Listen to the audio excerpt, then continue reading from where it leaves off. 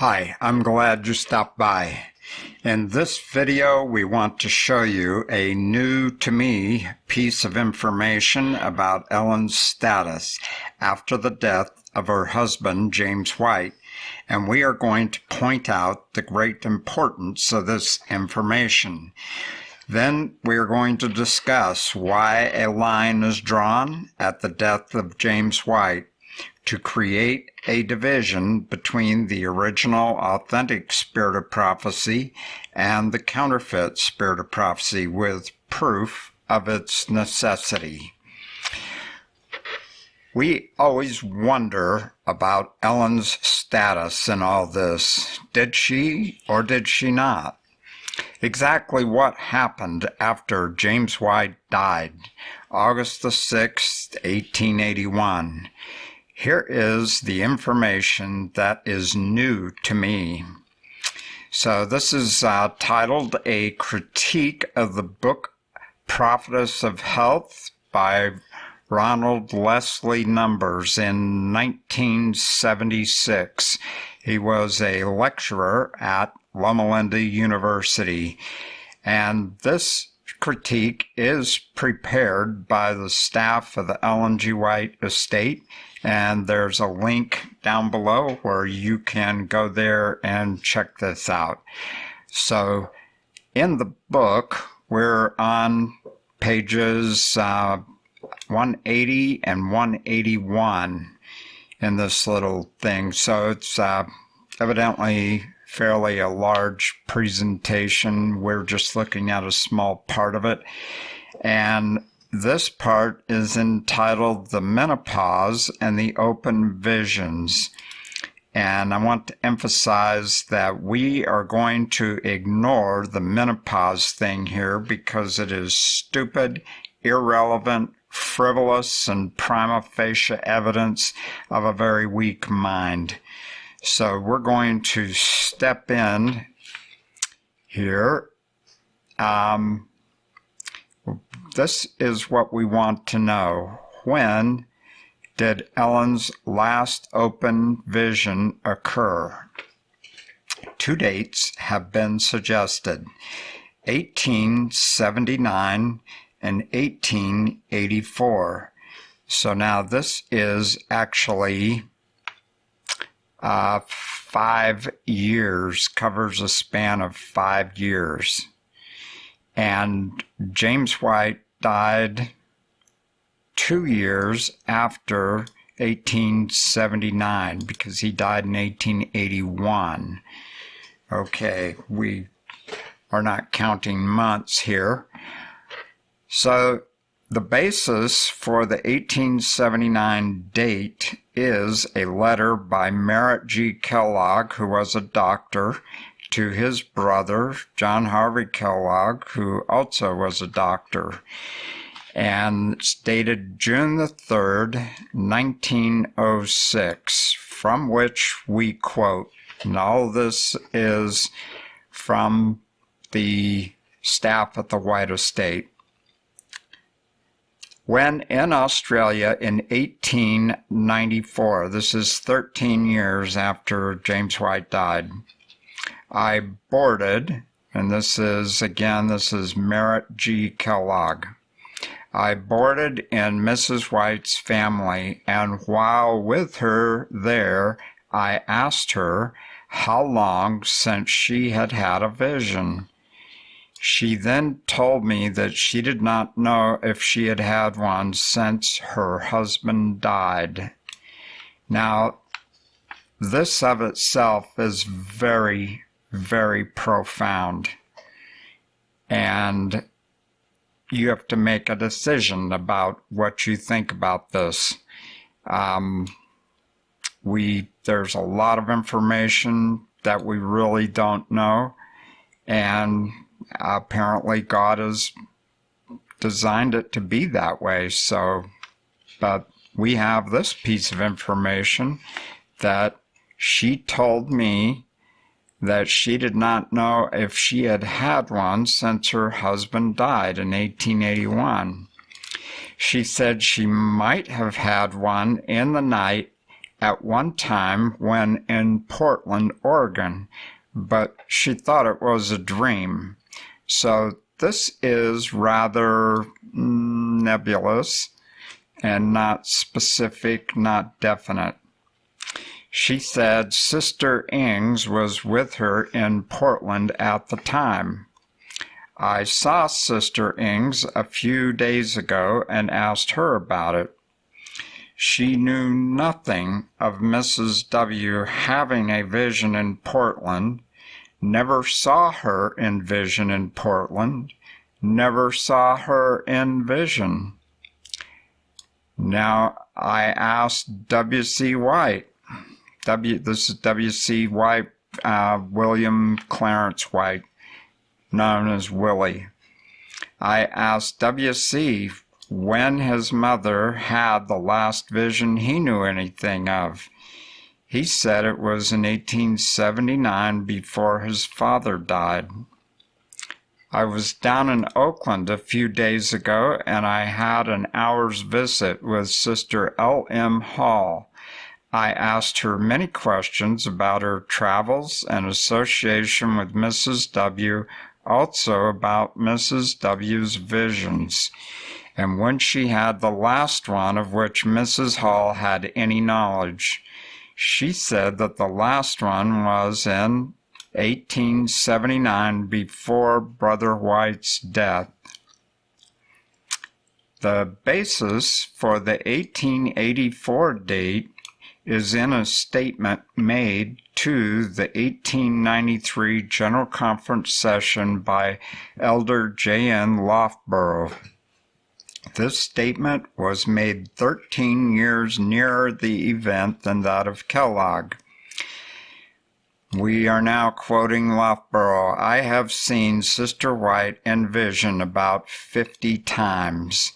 The first time was about 40 years ago when Brother Oswald Stowell was very sick. Her last open vision was in 1884 on the campground at Portland, Oregon. So this is found in the General Conference Bulletin, pages 19 and 20, and I verified that. Which account should be accepted? J.N. Loughborough was present at the Portland, Oregon camp meeting in 1884, and we can see the signs of the times. They give good citations here. And on the other hand, Kellogg reports the testimonies of 3 important witnesses. And actually, I'm interjected here. Sister L.M. Hall's testimony makes 4 witnesses. We have Ellen White, Mrs. Ings, and W.C. White, and Mrs. Hall, Sister Hall, which tend to support the earlier date. Notice this term, tends to support. It's very definitely, it supports the earlier date.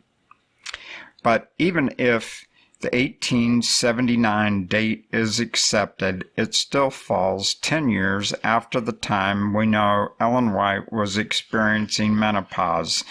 And we're not going to comment on this. Prophetess of Health also states that after menopause, her public visions apparently grew less and less frequent. And it says here, there is no evidence for this. This is a comment by the White Estate staff. And this is my comment. Actually, there is an abundance of evidence for this. By setting aside the frivolous menopause portion of the argument, we find that after 1879, there were no public or open visions. And we're going to see something below here in a minute. Accepting the possibility of an 1884 open vision on the testimony of 1 witness. Yet Arthur White writes in her biography, now he's quoting exactly what was said before. J.N. Loughborough, who in 1884 was at the Oregon camp meeting, testified that a vision accompanied by the phenomenon was given to her there. And then he says, contradicting himself, but we have no details about the circumstances. So this is interesting because there's a lot of confusion and very little information about what Loughborough alleges to have witnessed. We don't think Loughborough is a liar, but we have some further information we're going to take a look at. Loughborough wrote a book, The Great Second Advent Movement, and the copy I have is dated 1905.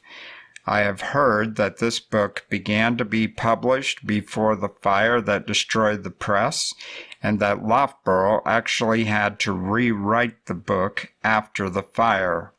I have no knowledge about the accuracy of that information. What I do know is that my copy of that book does not have the best accuracy. On page 273 is the story of Joseph Bates, who took notes of a vision he witnessed.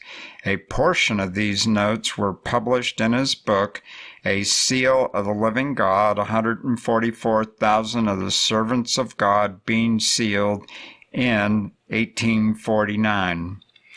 And on pages 24 to 26 in the original authentic edition, which is the only record of that open vision that exists, Loughborough states at the bottom of page 273, we quote the words as they were spoken by her while in vision, and this is a false statement.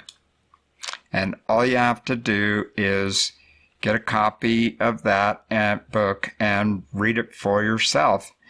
There is portions of what Bates wrote there that, for whatever reason, and for whoever did it, Loughborough's book, that vision is not complete. And there are portions here and there that have been left out. Why is that? We don't know. But I do know for a fact that there was counterfeiting work that went on in the press. I have 4 books by James White, and I have the authentic and I have the counterfeit of all 4 of those books. And so you cannot tell me that this did not happen. It certainly did. And the possibility exists that Loughborough's book was also manipulated and, done things to it. I don't know. You write your manuscript and you turn it in, and you lose control of it until it's printed. Okay, on page 457 at the bottom it states, the earlier visions of Mrs. White were all open visions. And this is another false statement. The testimony of the White Estate staff in this last portion, which we're going to go in, highlighted in bold blue text, confirms the night visions, as any subject of the original authentic Spirit of Prophecy knows. Okay, the final portion of this White Estate staff comments on this book. To establish such a thesis would require a statistical analysis of the frequency of the visions before and after menopause. No such statistical study has ever been attempted, and it is doubtful that any accurate statistics could be gleaned from the sources, since Mrs. White's references do not always specify what vision she's talking about or when that vision occurred. In Ellen White's experience, as with the Bible prophets, visions were given during the day accompanied by physical phenomena, and during the hours of the night while the prophets slept. The latter were spoken of as visions of the night, or dreams. In her early experience, the public visions were quite frequent, and there were night visions. Right here we have the evidence for the falsity of the statement in Loughborough's book. There was a gradual shift to the visions of the night, and after 1884, she received her instruction entirely in night visions. These became less comprehensive and more frequent as time advanced. And here's the link. Okay, now we need to examine what has been stated here because this is not correct. In the above sentence, colored in red, the White Estate staff are making the assumption that the 1884 vision is a fact.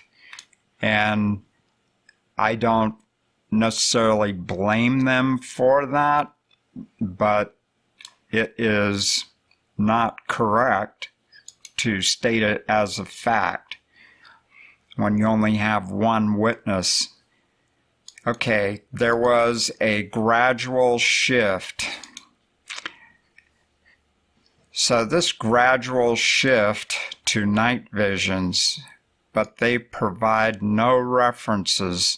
The claim of gradual shift implies other open visions, but again, they provide no references.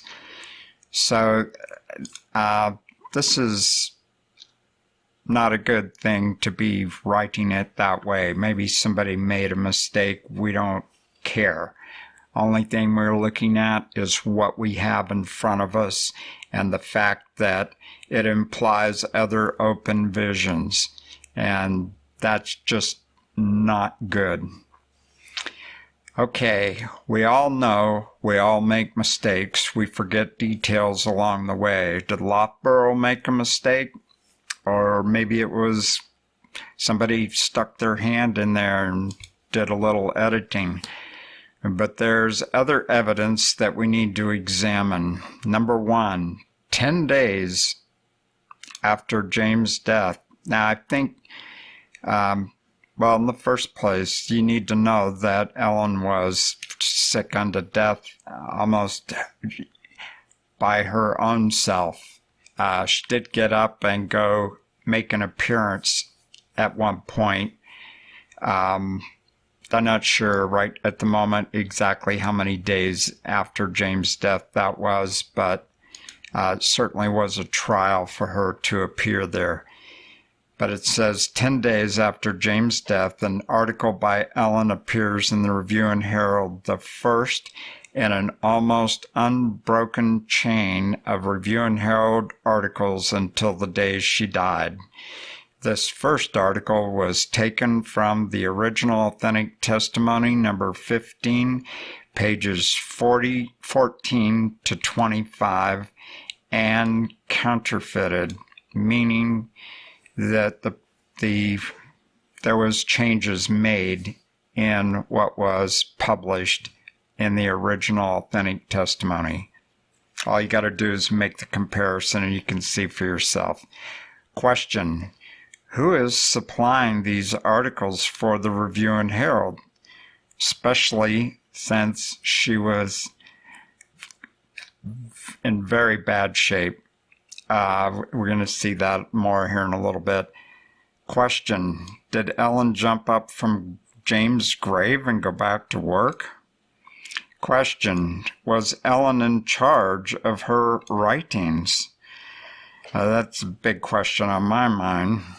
Okay, approximately, that's what this little sign means, 5 weeks after James' death, a letter appears. It alleges to be from Ellen to W.C. White, also known as Willie.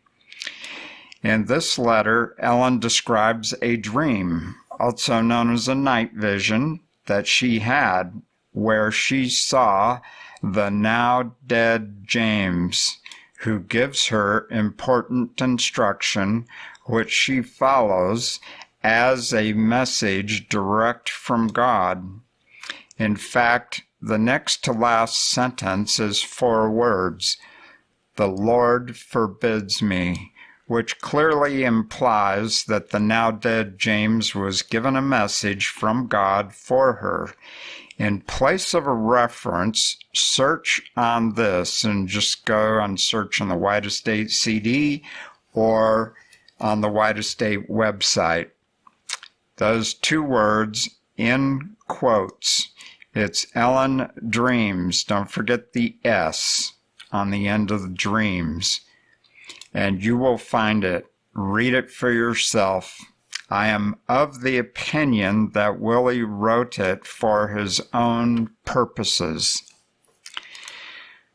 Number 3, my husband died in 1881. During the time that has passed since then, I have missed him constantly. For 1 year after his death, I felt my loss keenly, until the Lord, when I was at the gates of death, healed me instantly.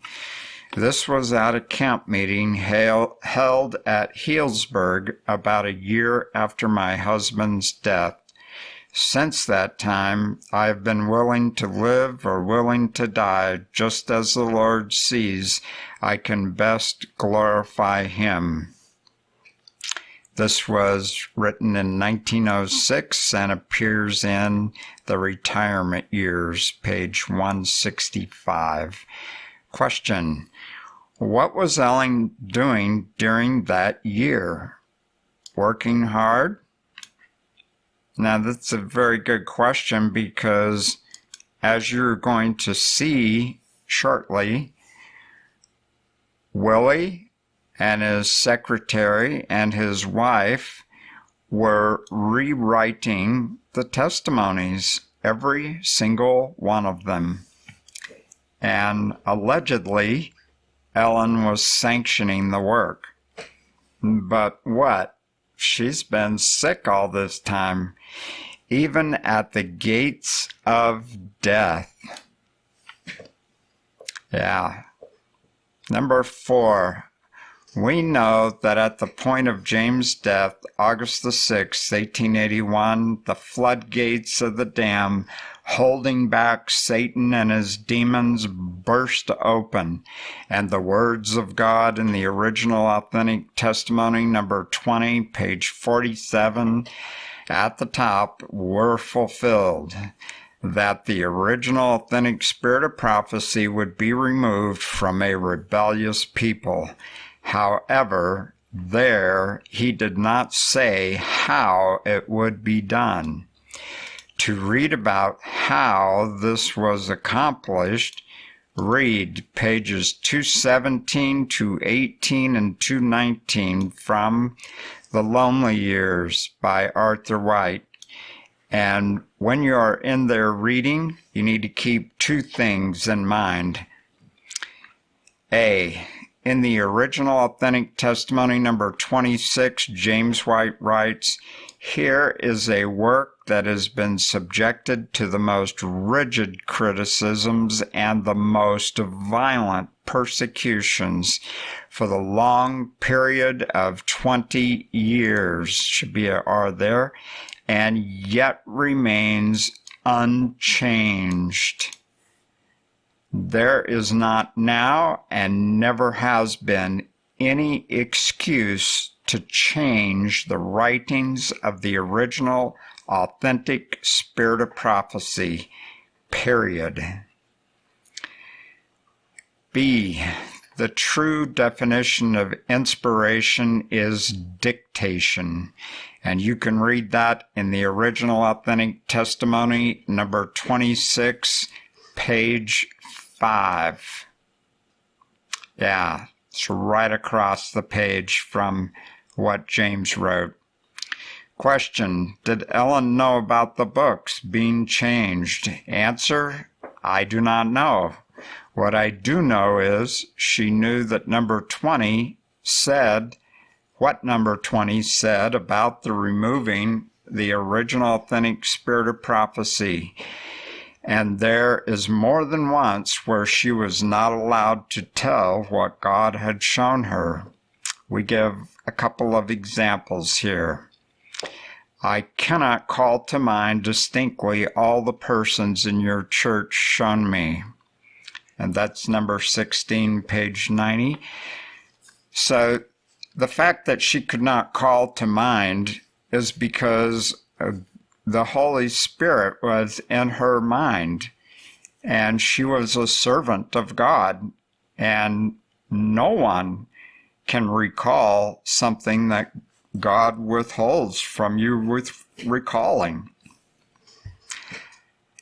Again, in number 26, there are several in the church at PG whose names I cannot call, who have victories to gain and so forth.